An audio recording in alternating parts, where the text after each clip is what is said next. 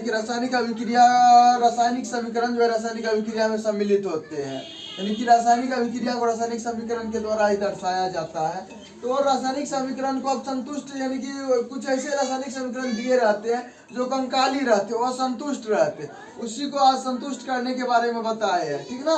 तो कहता है रासायनिक समीकरण को संतुष्ट करना। जैसे Fe मतलब फेरस हो गया, में फेरस में जल मिलाएंगे Fe3O4 हो गया, Fe3O4।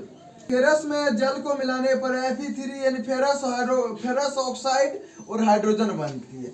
लेकिन ये जो हमको इधर जो फेरस देखो, यानी फेरस का इधर एक परमाणु है, इधर 3 परमाणु है, यानी दोनों बगल परमाणु की संख्या समान रहना चाहिए, जो कि यहाँ पे नहीं है। इसी को तो संतुष्ट करना, तो कैसे करना, तो पहले इसमें जितने भी तत्व हैं सबको अलग अलग क्लासिफाइड कर लेते हैं, बांट लेते हैं।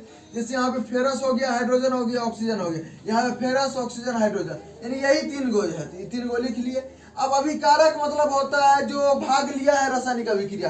रासायनिक अभिक्रिया यहाँ पे भाग लिया फेरस और हाइड्रोजन। फेरस में यहाँ पे क्या है, कितना परमाणु है, 1 है। हाइड्रोजन का कितना परमाणु है, तो 2 परमाणु है। और ऑक्सीजन का कितना परमाणु है, 1 है। उसका उत्पाद अभिक्रिया करने के बाद जो रिजल्ट आया है, तो फेरस में 3 गो परमाणु हो गया, ऑक्सीजन में 4 गो परमाणु, ऑक्सीजन में कितना परमाणु है, यहाँ पे 4 परमाणु है। तो इसको नहीं घेरना है, यहाँ पे इसको घेरना, हाँ। यहाँ पे ऑक्सीजन में 4 परमाणु हो गया और हाइड्रोजन का 2 परमाणु है, हाइड्रोजन का 2 परमाणु है। सॉरी, यहाँ पे तो हाइड्रोजन लिखा हुआ था ना।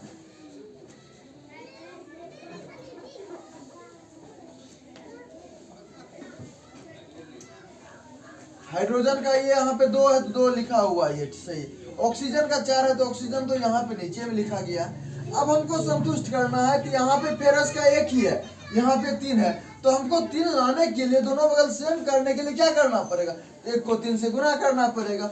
इसीलिए यहाँ पे फेरस को 3 से गुना किए थे, इसको बाहर में लिख दिए। यहाँ पर भी फेरस का भी 3 गो परमाणु, यहाँ पे ये वाला फेरस का 3 परमाणु हो गया, दोनों बगल इक्वल हो रहा है। उसके बाद हाइड्रोजन यहाँ पे 2 है, यहाँ पर भी 2 है, 2 है, लेकिन यहाँ पे ऑक्सीजन 1 है, यहाँ पे 4 है। 1 को 4 लाने के लिए ऑक्सीजन हाइड्रोजन से जुड़ गया है, इसलिए टोटल को हमको गुना करना पड़ेगा। इसलिए H2O को ही 4 से गुना किए, तो हाइड्रोजन का कितना हो गया, 4 दूनी 8, हाइड्रोजन का 4 दूनी 8 हो जाएगा। और ऑक्सीजन का यहाँ पे नहीं कुछ है, तो 1 है, 1 को 4 से गुना करेंगे 4, ऑक्सीजन का 4 हो गया।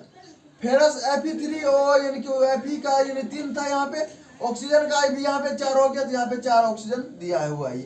और हाइड्रोजन का कितना हो गया, 4 दूनी 8, यानी कि यहाँ पर भी 4 दूनी 8 इक्वल हो रहा है, ये भी 4 दूनी 8, दोनों बगल बराबर है। 3 को 1 से गुना किए 3, यहाँ पर भी 3, तो यहाँ पर भी दोनों परमाणुओं की संख्या समान। 4 को 1 से गुना किए 4, यहाँ पर भी 4, यहाँ पर भी सब सारे परमाणुओं की संख्या बराबर है। इस प्रकार से हमको दोनों बगल के परमाणुओं की संख्या को समान करना। अब प्रश्न कहता है कि रासायनिक समीकरण को संतुष्ट करना क्यों आवश्यक है, रासायनिक समीकरण को संतुष्ट करना क्यों आवश्यक है। तो कहता है द्रव्यमान संरक्षण के नियम के अनुसार से, द्रव्यमान संरक्षण का जो नियम बना है वो रासायनिक समीकरण को संतुलित करने के लिए ही बना है। तो उसका कहने का मतलब है किसी भी रासायनिक अभिक्रिया में द्रव्यमान का ना ही निर्माण होता है और ना ही विनाश होता है। यानी कि द्रव्यमान संरक्षण के नियम का कहने का मतलब होता है कि किसी भी रासायनिक अभिक्रिया में ना ही द्रव्यमान का निर्माण होता है और ना ही द्रव्यमान का नाश होगा, जितना वो था उतना पर ही वो बना रहेगा। इसका मतलब क्या होता है, निष्कर्ष लिख दिए यहाँ क्लियर। रासायनिक अभिक्रिया के पहले यानी अभिकारक, पहले को हम अभिकारक बोल सकते हैं, रासायनिक अभिक्रिया के पहले यानी अभिकारक, एवं बाद के परमाणु, बाद के मतलब उत्पाद, बाद के परमाणुओं की संख्या समान होती है। जैसे यहाँ पर Fe3 हो गया, Fe3 हो गया, H4 हो गया, H यहाँ पे 4 दूनी 8 हो गया, तो H 8 हो गया, ऑक्सीजन 4 हो गया, ऑक्सीजन 4, दोनों बगल परमाणुओं की संख्या समान हो गई। यही हुआ द्रव्यमान संरक्षण का नियम। अभिक्रिया के प्रकार, इससे पहले हम रासायनिक समीकरण के बारे में पढ़ लिए, उसी में पढ़े थे यानी रासायनिक समीकरण को संतुष्ट करना क्यों आवश्यक है, जिसमें बताया गया द्रव्यमान संरक्षण के नियम के कारण, क्योंकि यानी कि उसी द्रव्यमान संरक्षण का नियम में बताता है कि ना ही किसी भी पदार्थ का निर्माण होता है रासायनिक अभिक्रिया के फलस्वरूप और ना ही विनाश होता है। तो अब रासायनिक अभिक्रिया के प्रकार के बारे में हम लोग जानते हैं। तो संयोजन अभिक्रिया, वियोजन अभिक्रिया, विस्थापन अभिक्रिया, द्विविस्थापन अभिक्रिया, उपचयन एवं अपचयन अभिक्रिया, ये सब रासायनिक अभिक्रिया के उदाहरण है। और उसी में है फर्स्ट में लिखा है संयोजन अभिक्रिया। संयोजन अभिक्रिया किसे कहते हैं? तो वैसा रासायनिक अभिक्रिया जिसमें दो या दो से अधिक पदार्थ मिलकर एक पदार्थ का निर्माण करते।